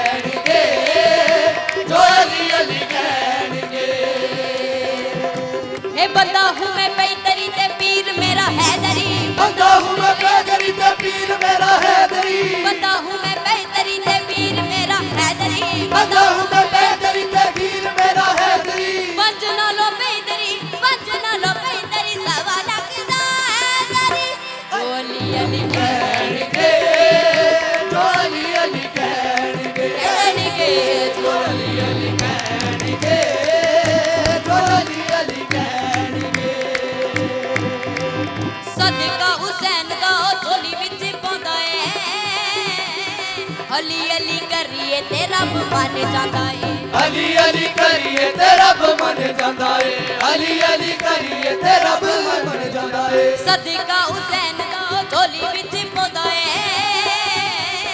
ਅਲੀ ਅਲੀ ਕਰੀਏ ਤੇ ਰੱਬ ਮੰਨ ਜਾਂਦਾ ਏ ਅਲੀ ਅਲੀ ਕਰੀਏ ਤੇ ਰੱਬ ਮੰਨ ਜਾਂਦਾ ਏ ਅਲੀ ਅਲੀ ਕਰੀਏ ਤੇ ਰੱਬ ਮੰਨ ਜਾਂਦਾ ਏ ਲਫ਼ਜ਼ਾਂ ਦੇ ਵਿੱਚ ਦੱਸ ਨਹੀਂ ਸਕਦਾ ਮੈਂ ਅਲੀ ਦੀ ਸ਼ਾਨਾਂ ਲਫ਼ਜ਼ਾਂ ਦੇ ਵਿੱਚ ਦੱਸ ਨਹੀਂ ਸਕਦਾ ਮੈਂ ਅਲੀ ਦੀਆਂ ਸ਼ਾਨਾਂ ਅਲੀ ਦੇ ਨਾਮ ਦਾ ਵਿਰਦ ਚ ਕਰੀਏ ਹੁੰਦੀਆਂ ਪਾਕ ਜ਼ਬਾਨਾਂ ਅਲੀ ਦੇ ਨਾਮ ਦਾ ਵਿਰਦ ਚ ਕਰੀਏ ਹੁੰਦੀਆਂ ਪਾਕ ਜ਼ਬਾਨਾਂ ਸਾਂ ਸੁੱਖਾਂ ਦਾ ਹੀ ਬੰਦੇ ਲੈਣਗੇ ਜੋ ਅਲੀ ਅਲੀ ਕਹਿਣਗੇ ਜੋ ਅਲੀ ਅਲੀ ਕਹਿਣਗੇ ਜੋ ਅਲੀ ਅਲੀ ਕਹਿਣਗੇ ਜੋ ਅਲੀ ਅਲੀ ਕਹਿਣਗੇ ਜੋ ਅਲੀ ਅਲੀ ਕਹਿਣਗੇ ਜੋ ਅਲੀ ਅਲੀ ਕਹਿਣਗੇ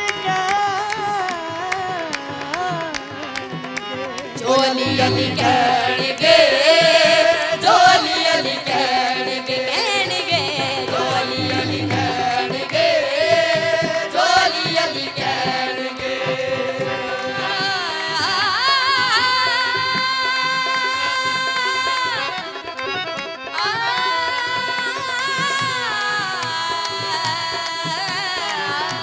ਜੋ ਅਲੀ ਅਲੀ ਕਹਿਣਗੇ ਜੋ ਅਲੀ ਅਲੀ ਕਹਿਣਗੇ ਜੋ ਅਲੀ ਅਲੀ ਕਹਿਣਗੇ ਜੋ ਅਲੀ ਅਲੀ ਕਹਿਣਗੇ ਤੁਸੀਂ ਵੇਖ ਰਹੇ ਹੋ ਜੀ ਪ੍ਰੋਗਰਾਮ ਗੱਲਾਂ ਤੇ ਗੀਤ। ਡਾਕਟਰ ਸੰਜੀਵ ਨਵਲ ਜੀ ਸਟੂਡੀਓ ਦੇ ਵਿੱਚ ਸਾਡੇ ਨਾਲ ਨੇ, ਪ੍ਰਿੰਸੀਪਲ ਨੇ ਡੇਵੀਏਟ ਕਾਲਜ ਜਲੰਧਰ ਦੇ ਵਿੱਚ। ਲਗਾਤਾਰ ਇਹਨਾਂ ਨਾਲ ਗੱਲਬਾਤ ਕਰ ਰਹੇ ਹਾਂ ਕਿ ਤਕਨੀਕੀ ਸਿੱਖਿਆ ਵਿਦਿਆਰਥੀਆਂ ਲਈ ਕਿਵੇਂ ਲਾਹੇਵੰਦ ਹੈ। ਤੇ ਜੇ ਗੱਲ ਕਰੀਏ ਕੁੜੀਆਂ ਦੀ, ਤੇ ਤੁਸੀਂ ਐਜ਼ ਅ ਪ੍ਰਿੰਸੀਪਲ ਦੇਖਦੇ ਹੋ ਕਿ ਜਿਹੜੇ ਕੁੜੀਆਂ ਸਟੂਡੈਂਟਸ ਤੁਹਾਡੇ ਕੋਲ ਐਡਮਿਸ਼ਨ ਲੈਣ ਆਉਂਦੀਆਂ ਉਹਨਾਂ ਦਾ ਕੀ ਰੁਝਾਨ ਹੈ, ਕਿਹੜੇ ਕੋਰਸਿਸ ਵੱਲ ਉਹਨਾਂ ਦਾ ਜਿਹੜਾ ਇੰਟਰਸਟ ਹੈ ਉਹ ਜ਼ਿਆਦਾ ਹੈ? ਲੜਕੀਆਂ ਤਾਂ ਹਰ ਖੇਤਰ ਦੇ ਵਿੱਚ ਹੀ ਮੁੰਡਿਆਂ ਤੋਂ ਮੇਗਾ ਜੀ ਅੱਗੇ ਨੇ। ਜੀ ਜੀ, ਕਿਸੇ ਵੀ ਤਰ੍ਹਾਂ ਦੀ ਇੰਜੀਨੀਅਰਿੰਗ ਦੀ ਗੱਲ ਕਰੋ, ਸਾਡੇ ਤਾਂ ਡੇਵਿਡ ਦੇ ਵਿੱਚ ਹਰ ਸਟਰੀਮ ਦੇ ਵਿੱਚ ਹੀ ਲੜਕੀਆਂ ਜਿਹੜੀਆਂ ਨੇ ਉਹ ਆ ਰਹੀਆਂ ਨੇ, ਕੋਈ ਇਦਾਂ ਦੀ ਗੱਲ ਨਹੀਂ। ਲੇਕਿਨ ਹਾਂ, ਪ੍ਰੈਫਰੈਂਸ ਵਾਈਜ਼ ਜਿੱਦਾਂ ਮੈਂ ਪਹਿਲਾਂ ਬੇਨਤੀ ਕੀਤੀ ਹੈ ਕਿ ਉਹ ਕੰਪਿਊਟਰ ਸਾਇੰਸ ਐਂਡ ਇੰਜੀਨੀਅਰਿੰਗ, ਕਿਉਂਕਿ ਇਹਦੇ ਵਿੱਚ ਜਿਹੜੀ ਸਾਡੀ ਪਲੇਸਮੈਂਟ ਹੁੰਦੀ ਹੈ ਨਾ, ਲੜਕੀਆਂ ਨੂੰ ਬਾਹਰ ਜਾਣ ਦੇ ਵਿੱਚ ਕਿਤੇ ਨਾ ਕਿਤੇ ਸੰਕੋਚ ਮਾਨਸਿਕਤਾ ਇਦਾਂ ਦੀ ਹੈ ਕਿ ਸਾਨੂੰ ਜੇ ਸਿਵਲ ਇੰਜੀਨੀਅਰਿੰਗ ਕਰਾਂਗੇ ਤੇ ਬਾਹਰ ਫੀਲਡ ਦੇ ਵਿੱਚ ਕੰਮ ਕਰਨਾ ਪਏਗਾ, ਜੇ ਕੰਪਿਊਟਰ ਸਾਇੰਸ ਦੀ ਅਸੀਂ ਗੱਲ ਕਰਦੇ ਹਾਂ ਤੇ ਅਸੀਂ ਏਸੀ ਰੂਮ ਦੇ ਵਿੱਚ ਕੰਮ ਕਰਾਂਗੇ ਔਰ ਸਾਨੂੰ ਕਿਤੇ ਨਾ ਕਿਤੇ ਕੰਫਰਟ ਜ਼ੋਨ ਮਿਲੇਗਾ। ਉਹ ਜ਼ਰੂਰ ਉਹਨਾਂ ਦੇ ਬੈਕ ਆਫ ਮਾਈਂਡ ਰਹਿੰਦਾ। ਲੇਕਿਨ ਮੈਨੂੰ ਦੱਸਣ 'ਚ ਬੜੀ ਖੁਸ਼ੀ ਹੋ ਰਹੀ ਹੈ ਕਿ ਸਾਡੇ ਸਿਵਲ ਇੰਜੀਨੀਅਰਿੰਗ, ਮਕੈਨੀਕਲ ਜਾਂ ਇਲੈਕਟ੍ਰੀਕਲ ਇੰਜੀਨੀਅਰਿੰਗ 'ਚ ਜਿਹੜੀਆਂ ਬੱਚੀਆਂ ਨੇ ਸਾਡੇ ਕੋਲ ਵਿਦਿਆ ਤਕਨੀਕੀ ਹਾਸਲ ਕੀਤੀ ਹੈ, ਉਹ ਬਹੁਤ ਅੱਛੇ ਅਹੁਦਿਆਂ ਦੇ ਉੱਪਰ ਅੱਜ ਕੱਲ੍ਹ ਕਾਰਜਰਤ ਨੇ ਔਰ ਕੰਮ ਕਰ ਰਹੀਆਂ ਨੇ। ਸੋ ਪ੍ਰੈਫਰੈਂਸ ਕਿਤੇ ਨਾ ਕਿਤੇ ਬੱਚਿਆਂ ਦੀ ਜ਼ਰੂਰ ਰਹਿੰਦੀ ਹੈ ਕਿ ਬਾਹਰ ਫੀਲਡ ਦੇ ਜਿਹੜੇ ਕੋਰਸਿਸ ਨੇ ਉਹਨਾਂ ਨੂੰ ਆਪਟ ਨਾ ਕਰਕੇ ਕਿਤੇ ਨਾ ਕਿਤੇ ਜਿਹੜਾ ਬੈਕ ਐਂਡ ਦੇ ਉੱਪਰ ਜਿਹੜਾ ਇੱਕ ਆਫਿਸ ਵਰਕ ਹੈ ਉਹਨੂੰ ਪ੍ਰੈਫਰ ਕੀਤਾ ਜਾਂਦਾ ਹੈ ਲੜਕੀਆਂ ਵੱਲੋਂ। ਜੀ, ਤੇ ਜੇ ਗੱਲ ਕਰੀਏ ਇਹਦੀ ਕਿ ਇੱਕ ਮਿਥ ਹੈ ਇੱਕ ਦਾ ਮਤਲਬ ਕਿਹਾ ਜਾਂਦਾ ਹੈ ਕਿ ਜਿਹੜੀ ਤਕਨੀਕੀ ਸਿੱਖਿਆ ਹੈ ਉਹ ਸਿਰਫ ਕ੍ਰੀਏਟਿਵ ਮਾਈਂਡਸ ਲਈ ਹੈ। ਉਹ ਲੋਕ ਤਕਨੀਕੀ ਸਿੱਖਿਆ ਨੂੰ, ਉਹ ਵਿਦਿਆਰਥੀ ਜਿਨ੍ਹਾਂ ਦਾ ਮਾਈਂਡ ਕ੍ਰੀਏਟਿਵ ਹੈ, ਉਹ ਜ਼ਿਆਦਾ ਅੱਛੀ ਤਰ੍ਹਾਂ ਕਰ ਸਕਦੇ ਨੇ, ਜ਼ਿਆਦਾ ਅੱਛੀ ਤਰ੍ਹਾਂ ਸਮਝ ਸਕਦੇ ਨੇ। ਤੁਸੀਂ ਇਸ ਗੱਲ ਤੋਂ ਕਿੰਨੇ ਕੁ ਸਹਿਮਤ ਹੋ? ਦੇਖੋ ਜੀ, ਕ੍ਰੀਏਟਿਵ ਮਾਈਂਡ ਇੱਕ ਤਾਂ ਕੁਦਰਤ ਦੀ ਬਖਸ਼ਿਸ਼ ਵੀ ਹੋ ਸਕਦੀ ਹੈ ਕਿ ਉਸ ਬੱਚੇ ਦੇ ਅੰਦਰ ਕੁਝ ਅਲੱਗ ਤੋਂ ਕ੍ਰੀਏਟਿਵਿਟੀ ਹੈ ਔਰ ਹੁੰਦੀ ਵੀ ਹੈ ਕਈ ਵਾਰੀ ਜੀ। ਲੇਕਿਨ ਇੱਕ ਜੇ ਆਮ ਸਧਾਰਨ ਬੱਚਾ ਜਿਹੜਾ +2 ਕਰਕੇ ਜਾਂ 10th ਕਰਕੇ ਇੱਕ ਟੀਚਰ ਦੇ ਕੋਲੇ ਕਲਾਸ ਦੇ ਵਿੱਚ ਆਉਂਦਾ ਹੈ ਔਰ ਜੇ ਟੀਚਰ ਦੇ ਅੰਦਰ ਸਕਿੱਲ ਹੈ ਪੂਰੀ ਉਹ ਬੱਚਿਆਂ ਨੂੰ ਗਿਆਨ ਵੰਡਣ ਦੀ, ਤੇ ਮੇਰਾ ਨਹੀਂ ਖਿਆਲ ਕਿ ਉਹ ਜਿਹੜਾ ਆਮ ਬੱਚਾ ਹੈ ਉਹ ਐਕਸਟਰਾ ਆਰਡੀਨਰੀ ਨਹੀਂ ਹੋ ਸਕਦਾ। ਇਹ ਸਭ ਡਿਪੈਂਡ ਕਰਦਾ ਹੈ ਕਿ ਟੀਚਰ ਨੂੰ ਗਿਆਨ ਕਿੰਨਾ ਹੈ ਔਰ ਟੀਚਰ ਦੇ ਕੋਲੇ ਸਕਿੱਲ ਕਿੰਨੀ ਹੈ ਉਸ ਬੱਚੇ ਦੀ ਸਕਿੱਲ ਨੂੰ ਅਪਗ੍ਰੇਡ ਕਰਨ ਦੀ। ਸੋ ਸਧਾਰਨ ਵੀ ਬੱਚਾ ਜੇ ਤੁਹਾਡੇ ਕੋਲੇ ਆਉਂਦਾ, ਅਸੀਂ ਇਸ ਤਰੀਕੇ ਦੇ ਨਾਲ ਆਪਣੇ ਲੈਕਚਰਸ ਨੂੰ, ਡਿਲੀਵਰੀ ਨੂੰ ਪਲਾਨ ਕਰਨਾ ਤਾਂ ਕਿ ਉਹ ਜਿਹੜਾ ਸਧਾਰਨ ਹੈ ਨਾ ਉਹ ਅਸਧਾਰਨ ਹੋ ਜਾਏ ਔਰ ਚੀਜ਼ਾਂ ਨੂੰ ਸਮਝੇ ਔਰ ਆਪਣੀਆਂ ਜਿਹੜੀਆਂ ਟੈਕਨੀਕਸ ਨੇ, ਸਕਿੱਲਸ ਨੇ, ਉਹਨਾਂ ਨੂੰ ਇੰਪਰੂਵ ਕਰੇ ਔਰ ਉਹਨਾਂ ਦੇ ਲੈਵਲ ਦਾ ਹੋ ਜਾਵੇ। ਜਿਹੜੇ ਕੁਦਰਤੀ ਜਿਹਨਾਂ ਨੂੰ ਬਖਸ਼ਿਸ਼ ਹੈ ਕਿ ਉਹ ਤੇਜ਼ ਨੇ। ਸੋ ਇਹ ਜਿਹੜਾ ਮਿਥ ਹੈ ਪੂਰਨਤਾ ਸੱਚ ਨਹੀਂ ਹੈ। ਬੱਚਾ ਜਿਹੜਾ ਆਉਂਦਾ ਹੈ ਔਰ ਜੇ ਟੀਚਰ ਦੇ ਅੰਦਰ ਕੈਪੇਬਿਲਿਟੀ ਪੂਰੀ ਹੈ ਤਾਂ ਉਹ ਜਿਹੜਾ ਸਧਾਰਨ ਬੱਚਾ ਹੈ ਉਹ ਵੀ ਬਹੁਤ ਸ਼ਾਰਪ ਹੋ ਸਕਦਾ ਔਰ ਬਹੁਤ ਅੱਛੀ ਤਰੀਕੇ ਦੇ ਨਾਲ ਸਿੱਖ ਸਕਦਾ। ਅਧਿਆਪਕ ਦੀ ਇੱਥੇ ਗੱਲ ਹੋ ਰਹੀ ਹੈ ਤੇ ਫਿਰ ਇਹ ਪੁੱਛਣਾ ਤਾਂ ਬਣਦਾ ਹੈ ਕਿ ਅਧਿਆਪਕ ਦੀ ਜਦੋਂ ਅਸੀਂ ਤਕਨੀਕੀ ਸਿੱਖਿਆ ਦੇ ਨਾਲ ਗੱਲ ਕਰੀਏ ਤੇ ਤਕਨੀਕੀ ਸਿੱਖਿਆ ਜਿਹੜਾ ਅਧਿਆਪਕ ਦੇ ਰਿਹਾ ਹੈ ਉਹਨੂੰ ਕਿਸ ਤਰ੍ਹਾਂ ਦਾ ਹੋਣਾ ਚਾਹੀਦਾ, ਵਿਸਤਾਰ ਦੇ ਨਾਲ ਇਹ ਜਾਣਾਂਗੇ। ਬਹੁਤ ਅੱਛਾ ਸਵਾਲ ਤੁਸੀਂ ਇਹ ਪੁੱਛਿਆ। ਬੱਚੇ ਜਦੋਂ ਕਲਾਸ ਦੇ ਵਿੱਚ ਮੇਗਾ ਜੀ ਆਉਂਦੇ ਨੇ ਨਾ, ਸਭ ਤੋਂ ਪਹਿਲਾਂ ਟੀਚਰ ਦੇ ਉੱਪਰ ਧਿਆਨ ਉਹਨਾਂ ਦਾ ਜਾਂਦਾ ਕਿ ਅੱਜ ਸਾਡੇ ਟੀਚਰ ਪਹਿਰਾਵੇ ਤੋਂ ਲੈ ਕੇ ਅੱਛਾ ਖੁਸ਼ੀ ਤੱਕ ਔਰ ਕਿਸ ਤਰ੍ਹਾਂ ਇੱਕ ਟੀਚਰ ਉਹਨਾਂ ਨੂੰ ਗ੍ਰੀਟ ਕਰਦਾ। ਤੁਸੀਂ ਇਹ ਦੇਖੋ ਕਿ ਬੱਚੇ ਬੈਠੇ ਨੇ ਔਰ ਜੇ ਸਮਾਈਲਿੰਗ ਫੇਸ ਟੀਚਰ ਦਾ ਹੈ ਨਾ ਤੇ ਬੱਚੇ ਖਿੜ ਜਾਂਦੇ ਨੇ। ਤੇ ਜੇ ਟੀਚਰ ਜਿਹੜਾ ਹੈ ਕਿਸੇ ਨਾ ਕਿਸੇ ਤਰੀਕੇ ਦੇ ਨਾਲ ਜਿਹੜਾ ਕੋਈ ਮਨ ਦੇ ਵਿੱਚ ਕਿਸੇ ਵੀ ਤਰ੍ਹਾਂ ਦਾ ਭਾਵ ਹੈ ਜਿਹੜਾ ਖੁਸ਼ੀ ਵਾਲਾ ਨਹੀਂ ਹੈ, ਉਹ ਸਾਰੇ ਬੱਚਿਆਂ ਨੂੰ ਨਾ ਖੁਸ਼ ਕਰ ਦਿੰਦਾ। ਉਸ ਤੋਂ ਬਾਅਦ ਅੱਜ ਕੱਲ੍ਹ ਨਾ AIC all India council for technical education ਜਿਹੜੀ ਹੈ ਤਕਨੀਕੀ ਸਿੱਖਿਆ ਨੂੰ ਹਿੰਦੁਸਤਾਨ ਦੇ ਵਿੱਚ ਜਿਹੜਾ ਨੈਸ਼ਨਲ ਲੈਵਲ ਦੇ ਉੱਪਰ ਬੋਡੀ ਹੈ ਸਾਡੇ ਚਲਾਉਂਦੀ ਹੈ, ਉਹਨਾਂ ਨੇ ਕਿਹਾ outcome based education. Outcome based education ਦਾ ਮਤਲਬ ਹੁੰਦਾ ਕਿ ਟੀਚਰ ਨੇ ਕਲਾਸ ਦੇ ਵਿੱਚ ਬਹੁਤ ਅੱਛਾ ਗਿਆਨ ਵੰਡਿਆ ਹੋ ਸਕਦਾ ਜੀ ਜੀ, ਲੇਕਿਨ ਬੱਚੇ ਨੂੰ ਕੀ ਸਮਝ ਆਇਆ ਇਹ ਮੈਟਰ ਜ਼ਿਆਦਾ ਕਰਦਾ ਹੈ ਰਾਦਰ ਦੈਨ ਕਿ ਟੀਚਰ ਨੇ ਕੀ ਕਰਵਾਇਆ। ਜੀ ਜੀ, ਟੀਚਰ ਨੂੰ ਸਭ ਤੋਂ ਪਹਿਲਾਂ ਬੱਚਿਆਂ ਨੂੰ ਇਹ ਸਮਝਾਓ ਜਦੋਂ ਨਵੇਂ ਆਉਂਦੇ ਨੇ ਕਿ ਤੁਸੀਂ ਕਿਸ ਪ੍ਰੋਗਰਾਮ 'ਚੋਂ, ਜਿੱਦਾਂ programme bachelor of engineering in civil engineering, ਇਹ ਪ੍ਰੋਗਰਾਮ ਦਾ ਨਾਂ ਹੋ ਗਿਆ। ਇਹ ਪ੍ਰੋਗਰਾਮ ਨੂੰ ਕਰਨ ਤੋਂ ਬਾਅਦ ਤੁਹਾਡੇ ਅੰਦਰ ਕਿਹੜੇ ਕਿਹੜੇ ਗੁਣ, ਕੀ ਤੁਹਾਡੇ ਅੰਦਰ ਸਕਿੱਲ ਆਏਗੀ ਇਹਨੂੰ ਕਰਨ ਤੋਂ ਬਾਅਦ, ਉਹਨੂੰ ਅਸੀਂ ਪ੍ਰੋਗਰਾਮ ਆਊਟਕਮਸ ਕਹਿੰਦੇ ਆ ਜੀ। ਇੱਕ ਪ੍ਰੋਗਰਾਮ ਜਿੱਦਾਂ ਸਿਵਲ ਇੰਜੀਨੀਅਰਿੰਗ ਹੈ ਤੇ ਉਹਦੇ ਅੰਦਰ ਘੱਟੋ ਘੱਟ 30 ਤੋਂ 32 ਸਬਜੈਕਟ ਇਦਾਂ ਦੇ ਹੋਣਗੇ ਜਿਹੜੇ 4 ਈਅਰ ਡਿਗਰੀ ਪ੍ਰੋਗਰਾਮ ਜਾਂ 3 ਈਅਰ ਡਿਗਰੀ ਪ੍ਰੋਗਰਾਮ ਦੇ ਵਿੱਚ ਘੱਟ ਹੋਣਗੇ, ਉਹ ਪੜ੍ਹਨਗੇ ਬੱਚੇ ਜੀ। ਹਰੇਕ ਜਿਹੜਾ ਕੋਰਸ ਹੈ ਉਹਦਾ ਕੋਈ ਕੋਰਸ ਆਊਟਕਮ ਹੋਏਗਾ ਜੀ ਜੀ। ਹਰੇਕ ਅਧਿਆਪਕ ਨੂੰ ਕੋਰਸ ਆਊਟਕਮ ਬੱਚਿਆਂ ਨੂੰ ਦੱਸਣੇ ਬੜੇ ਜ਼ਰੂਰੀ ਨੇ।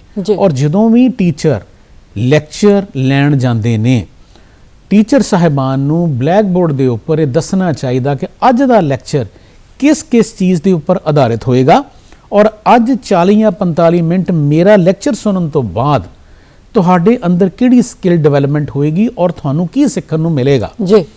ਔਰ ਨਾਲ ਹੀ ਨਾਲ ਤੁਸੀਂ ਬਹੁਤ ਸਾਡੇ ਕੋਲੇ ਜਿੱਦਾਂ ਟੈਕਨੀਕਸ ਆ ਗਈਆਂ ਅੱਜ ਕੱਲ, ਗੂਗਲ ਫਾਰਮਸ ਨੇ ਜਾਂ ਨੀਅਰ ਪੌਡ ਹੈ, ਐਪਲੀਕੇਸ਼ਨ ਡਾਊਨਲੋਡ ਕਰੋ, ਹਰੇਕ ਬੱਚੇ ਦੇ ਕੋਲੇ ਆਪਣਾ ਮੋਬਾਈਲ ਫੋਨ ਹੁੰਦਾ ਜੀ।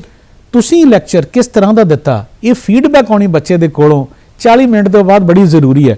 ਹੋ ਸਕਦਾ ਤੁਸੀਂ ਬਹੁਤ ਅੱਛਾ ਲੈਕਚਰ ਦਿੱਤਾ ਲੇਕਿਨ ਬੱਚਾ ਕੁਛ ਪੀਸ ਜਿਹੜਾ ਸੀਗਾ ਤੁਹਾਡਾ ਉਹ ਸਮਝ ਨਹੀਂ ਸਕਿਆ ਜੀ ਜੀ, ਉਹ ਆਪਣੇ ਫੀਡਬੈਕ ਦੇ ਵਿੱਚ ਦੇਗਾ ਕਿ ਮੈਨੂੰ ਆਹ ਚੀਜ਼ ਦੀ ਸਮਝ ਨਹੀਂ ਆਈ, ਤਾਂ ਕਿ ਇੱਕ ਟੀਚਰ ਨੂੰ ਪਤਾ ਲੱਗੇ ਕਿ ਸਾਰੀ ਕਲਾਸ ਦੇ ਵਿੱਚੋਂ ਕਿੰਨੇ ਬੱਚੇ ਇਦਾਂ ਦੇ ਸੀ ਜਿਨ੍ਹਾਂ ਨੂੰ ਮੇਰਾ ਥੋੜਾ ਜਿਹਾ ਸਮਝਾਉਣਾ ਔਖਾ ਲੱਗਾ ਔਰ ਮੈਂ ਦੁਬਾਰਾ ਕਲਾਸ ਇਹਨਾਂ ਦੀ ਲਾਵਾਂ ਤਾਂ ਕਿ ਉਹਨਾਂ ਦੇ ਮਨ ਦੇ ਅੰਦਰ ਨਾ ਇੱਕ ਖੁਸ਼ੀ ਆਵੇ ਜੀ। ਟੀਚਰ ਦਾ ਪੜਾਉਣਾ ਉਹ ਹੈ ਜਿਹੜਾ ਬੱਚਿਆਂ ਦੇ ਮਨ ਦੇ ਅੰਦਰ ਖੁਸ਼ੀ ਦਾ ਪ੍ਰਗਟਾਵਾ ਲਿਆਵੇ।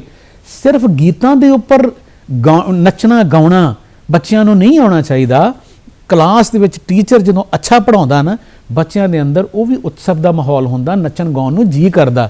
ਔਰ ਉਹ ਲੈਵਲ ਜਿੰਨੀ ਦੇਰ ਤੱਕ ਇੱਕ ਟੀਚਰ ਦਾ ਕਲਾਸ ਦੇ ਵਿੱਚ ਨਾ ਆਵੇ ਕਿ ਉਹਨਾਂ ਬੱਚਿਆਂ ਨੂੰ ਗਿੱਧਾ ਪਾਉਣ ਦਾ ਤੇ ਨੱਚਣ ਦਾ ਜੀ ਕਰੇ, ਉਹ ਲੈਵਲ ਦੀ ਪੜ੍ਹਾਈ ਜਿਹੜੀ ਹੈ ਟੀਚਰ ਨੂੰ ਕਰਾਉਣੀ ਚਾਹੀਦੀ ਹੈ ਜੀ। ਬੜੀ ਖੂਬਸੂਰਤ ਤੁਸੀਂ ਗੱਲ ਕੀਤੀ ਕਿ ਉਸ ਲੈਵਲ ਦੀ ਪੜ੍ਹਾਈ ਹੋਣੀ ਚਾਹੀਦੀ ਹੈ ਕਿ ਇੱਕ ਜਮਾਤ ਦੇ ਵਿੱਚ ਬੈਠਣਾ ਹੀ ਬੱਚੇ ਨੂੰ ਉਤਸਵ ਦੀ ਤਰ੍ਹਾਂ ਲੱਗੇ ਜੀ। ਤੇ ਇੱਕ ਵਿਦਿਆਰਥੀ ਹੈ, ਹੁਣ ਉਹ ਕੋਰਸਸ ਦਾ ਉਹ ਚੁਣਾਵ ਵੀ ਕਰ ਰਿਹਾ ਹੈ ਤੇ ਆਪਣੀ ਕਲਾਸਿਸ ਵੀ ਲਗਾ ਰਿਹਾ ਹੈ ਤੇ ਹੁਣ ਉਹਦੇ ਦਿਮਾਗ ਦੇ ਵਿੱਚ ਇਹ ਸਵਾਲ ਆ ਰਿਹਾ ਹੈ ਕਿ ਅੱਗੇ ਮੇਰੇ ਲਈ ਸਕੋਪ ਕੀ ਹੈ, ਜਿਹੜਾ ਕੋਰਸ ਮੈਂ ਅੱਗੇ ਕਰ ਰਿਹਾ ਮੇਰਾ ਭਵਿੱਖ ਕੀ ਹੈ, ਮੈਨੂੰ ਕਿੱਥੇ ਰੋਜ਼ਗਾਰ ਮਿਲੇਗਾ, ਕੀ ਮੇਰੇ ਭਵਿੱਖ ਨੂੰ ਇਹ ਕੋਰਸਸ ਸੁਨਹਿਰਾ ਕਰਨਗੇ, ਕੀ ਸਕੋਪ ਨੇ ਉਹਦੇ ਜੀ।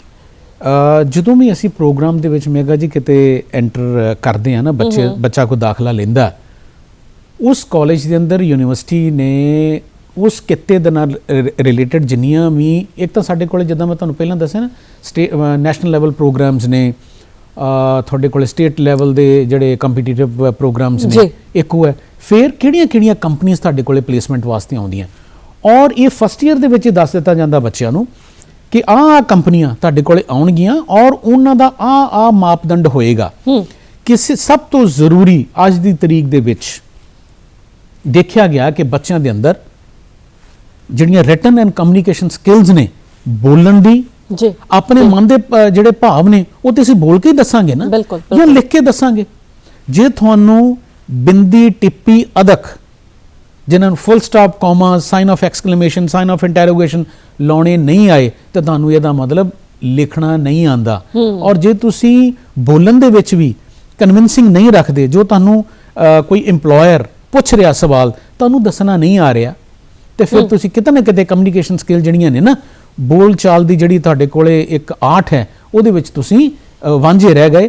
ਕਮਿਊਨੀਕੇਸ਼ਨ ਸਕਿੱਲਸ ਭਾਵੇਂ ਰਿਟਨ ਹੋਣ ਜਾਂ ਬੋਲਣ ਦੀ ਹੋਵੇ, ਇਹ ਸਕੂਲ ਦੇ ਲੈਵਲ ਦੇ ਉੱਪਰ ਪ੍ਰਾਇਮਰੀ ਪ੍ਰੀਲਿਮਿਨਰੀ ਲੈਵਲ ਤੋਂ ਫਸਟ ਈਅਰ ਤੋਂ ਹੀ ਤੁਹਾਨੂੰ ਇਹਦੇ ਉੱਪਰ ਜ਼ੋਰ ਦੇਣਾ ਚਾਹੀਦਾ ਹੈ ਜੀ। ਇੱਕ ਇਹ ਹੈ, ਫਿਰ ਤੁਹਾਡੇ ਕੋਲੇ ਆ ਗਿਆ ਐਪਟੀਚਿਊਡ। ਬਹੁਤ ਸਾਰੀਆਂ ਇਹਦੇ ਦੀਆਂ ਸਾਡੇ ਕੋਲੇ ਪਲੇਸਮੈਂਟ ਡਰਾਈਵਸ ਆਉਂਦੀਆਂ ਨੇ ਜਿਹੜੀਆਂ ਐਪਟੀਚਿਊਡ ਤੋਂ ਸ਼ਾਰਟ ਲਿਸਟਿੰਗ ਕਰਦੀਆਂ ਨੇ। ਐਪਟੀਚਿਊਡ ਦਾ ਮਤਲਬ ਹੁੰਦਾ ਕਿ ਇਹ ਦੇਖਣਾ ਕਿ ਡਿਫਰੈਂਟ ਕੁਐਸਚਨਸ ਨੇ, ਮੈਥਮੈਟੀਕਲ ਨੇ ਜਾਂ ਕੁਝ ਇਦਾਂ ਦੀਆਂ ਪਹੇਲੀਆਂ ਨੇ ਤੁਹਾਡੇ ਕੋਲੇ, ਉਹ ਸ਼ਾਰਟ ਲਿਸਟ ਕਰਦੀਆਂ ਕਿ ਬੱਚਾ ਸੋਚਦਾ ਕਿੱਦਾਂ ਹੈ। ਉਹਦੇ ਵਿੱਚੋਂ ਸਕਰੀਨਿੰਗ ਹੁੰਦੀ ਹੈ। 100 ਬੱਚਾ ਅਪੀਅਰ ਹੋਇਆ, ਜਿਹਨੇ ਐਪਟੀਚਿਊਡ ਟੈਸਟ ਕਲੀਅਰ ਕੀਤਾ, 60 ਬੱਚੇ ਰਹਿ ਗਏ। 60 ਦੇ ਵਿੱਚੋਂ ਬਾਅਦ ਦੇ ਵਿੱਚ ਫਿਰ GD ਹੋਣੀ ਹੈ, ਗਰੁੱਪ ਡਿਸਕਸ਼ਨ ਹੋਣੀ ਹੈ। ਉਹਦੇ ਵਿੱਚ ਲੀਡਰਸ਼ਿਪ ਸਟਾਈਲ ਦੇਖਿਆ ਜਾਂਦਾ ਬੱਚੇ ਦਾ ਕਿ ਇਹਨਾਂ ਦੇ ਵਿੱਚੋਂ ਲੀਡਰਸ਼ਿਪ ਸਟਾਈਲ ਕੀ ਹੈ, ਕਿਹੜਾ ਬੱਚਾ ਦੂਜੇ ਬੱਚਿਆਂ ਨੂੰ ਆਪਣੇ ਨਾਲ ਲੈ ਕੇ ਚੱਲ ਸਕਦਾ। ਉਹ ਫਿਰ ਫਾਈਨਲ ਇੰਟਰਵਿਊ ਵਾਸਤੇ ਤਿਆਰ ਕੀਤਾ ਜਾਂਦਾ।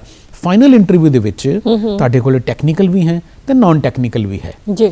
ਸੋ ਉਹਦੇ ਬੇਸਡ ਤੁਹਾਡਾ ਚੁਣਾਵ ਕੀਤਾ ਜਾਂਦਾ।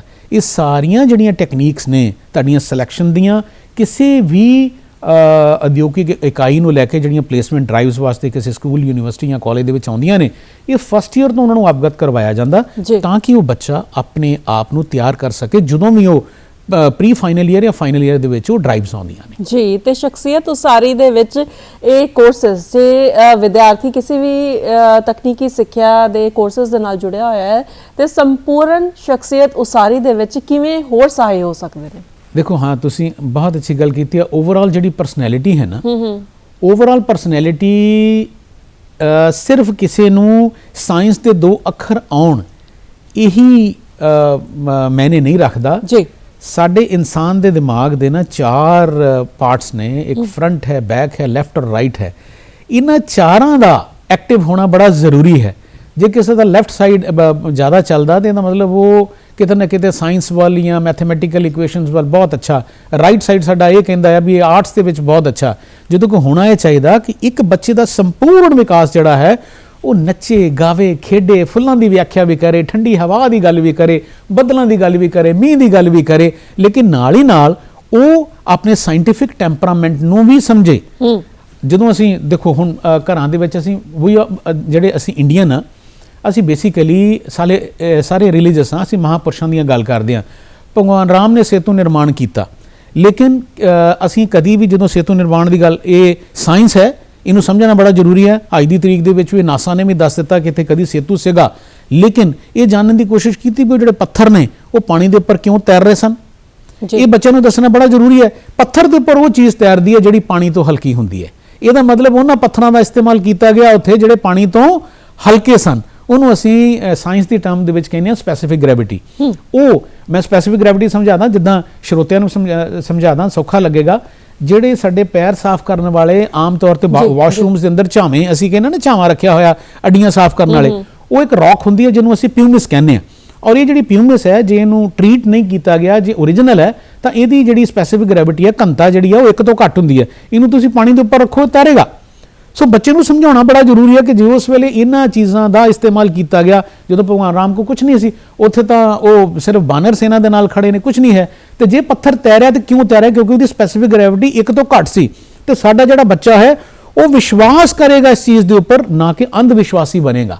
ਸੋ ਅਸੀਂ ਆਪਣੇ ਬੱਚਿਆਂ ਨੂੰ ਅੰਧ ਵਿਸ਼ਵਾਸੀ ਨਹੀਂ ਬਣਾਉਣਾ, ਵਿਸ਼ਵਾਸ ਜਗਾਉਣਾ ਹੈ ਤਾਂ ਕਿ ਉਹ ਸਾਇੰਸ ਨੂੰ ਸਮਝ ਸਕਣ, ਆਪਣੇ ਅੰਦਰ ਸਾਇੰਟੀਫਿਕ ਟੈਂਪਰਾਮੈਂਟ ਲਿਆ ਕੇ ਦੇਸ਼ ਔਰ ਕੌਮ ਦੀ ਸੇਵਾ ਕਰਨ। ਜੀ, ਬੜੀ ਖੂਬਸੂਰਤ ਤੁਸੀਂ ਗੱਲ ਕੀਤੀ। ਤੇ ਹੁਣ ਗੱਲ ਜੇ ਇਹ ਕਰੀਏ ਕਿ ਉਹ ਕੋਰਸਸ, ਉਹ ਬੱਚੇ ਜਿਹੜੇ ਕੋਰਸਸ ਇਸ ਵੇਲੇ ਕਰ ਰਹੇ ਨੇ, ਲਗਭਗ ਉਹਨਾਂ ਦੇ ਕੋਰਸਸ ਪੂਰੇ ਹੋਣ ਵਾਲੇ ਨੇ, ਤੇ ਹੁਣ ਉਹਨਾਂ ਦੇ ਦਿਮਾਗ ਦੇ ਵਿੱਚ ਇਹ ਆ ਰਿਹਾ ਹੈ ਕਿ ਸਾਡੀ ਪਲੇਸਮੈਂਟ ਕਿਤੇ ਚੰਗੀ ਥਾਂ ਤੇ ਹੋ ਜਾਵੇ, ਤੇ ਕੰਪਨੀਆਂ ਵੀ ਆ ਰਹੀਆਂ ਨੇ ਜਿੱਥੇ ਉਹਨਾਂ ਦੇ ਇੰਟਰਵਿਊਸ ਚੱਲ ਰਹੇ ਨੇ, ਤੇ ਉਹਨਾਂ ਨੂੰ ਆਪਣੇ ਆਪ ਨੂੰ ਕਿੱਦਾਂ ਪ੍ਰਿਪੇਅਰ ਕਰਨਾ ਚਾਹੀਦਾ ਹੈ ਕਿ ਕੰਪਨੀਆਂ ਦੇ ਵਿੱਚ ਉਹਨਾਂ ਦੀ ਜਿਹੜੀ ਚੁਣਾਵ ਹੈ ਉਹ ਹੋ ਜਾਣ?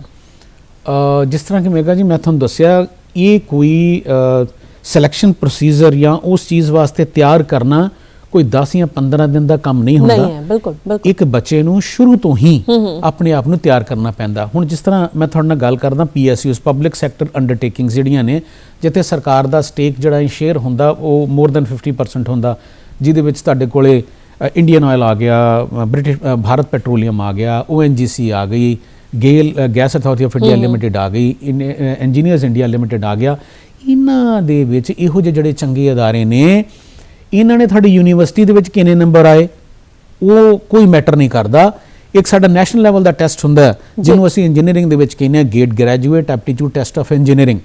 ਉਹ ਜਿੰਨੀ ਦੇਰ ਤੱਕ ਤੁਹਾਡਾ ਉਹਦਾ ਸਕੋਰ ਨਹੀਂ ਆਉਂਦਾ, ਜਿੰਨੀ ਦੇਰ ਤੱਕ ਤੁਸੀਂ ਉਹਨੂੰ ਪਾਸ ਨਹੀਂ ਕਰਦੇ, ਤੇ ਤੁਸੀਂ ਇਹਨਾਂ ਪਬਲਿਕ ਸੈਕਟਰ ਅੰਡਰਟੇਕਿੰਗਸ ਦੇ ਵਿੱਚ ਇੰਟਰਵਿਊ ਵਾਸਤੇ ਜਾਂ ਤੁਸੀਂ ਅਪਲਾਈ ਹੀ ਨਹੀਂ ਕਰ ਸਕਦੇ।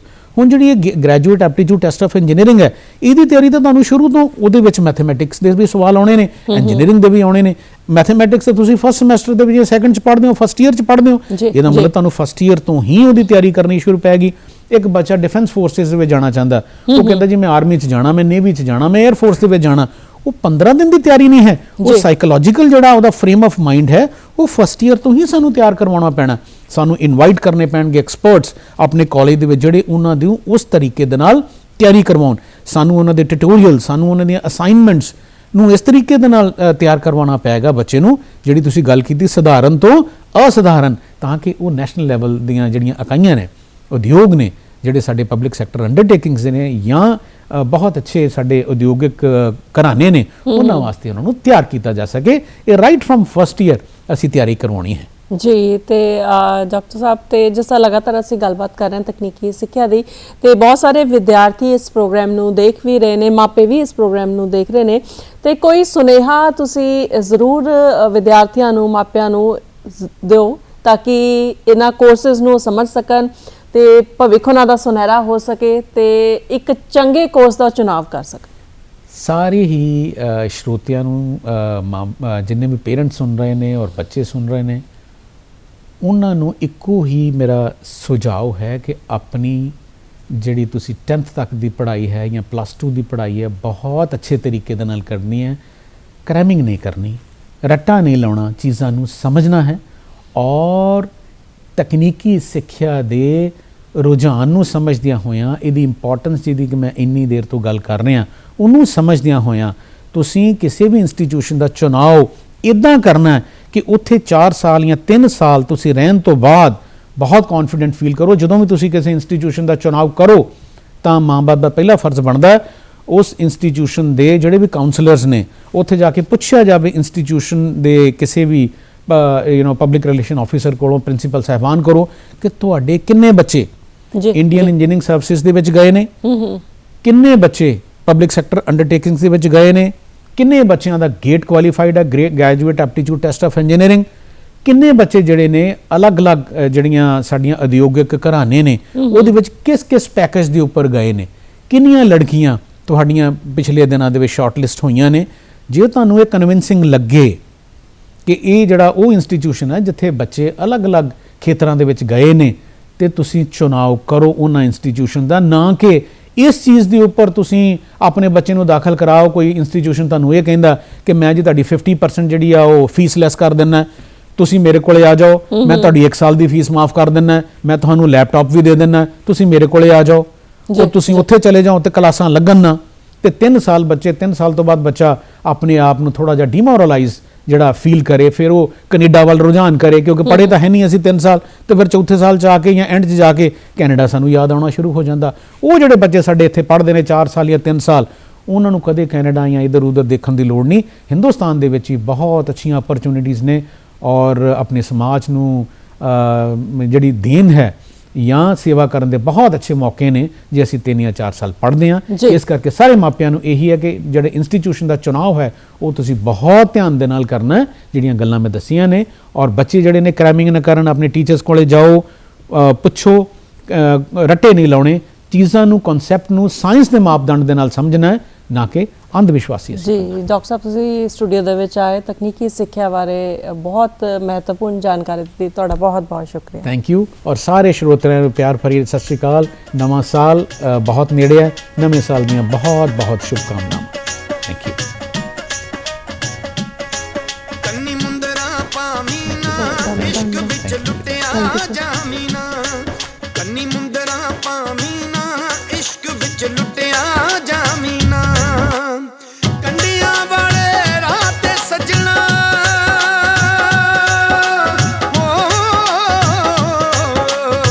ਕੰਡੀਆਂ ਵਾਲੇ ਰਾਹ ਤੇ ਸਜਣਾ ਪੈਰ ਟਿਕਾਮੀਨਾ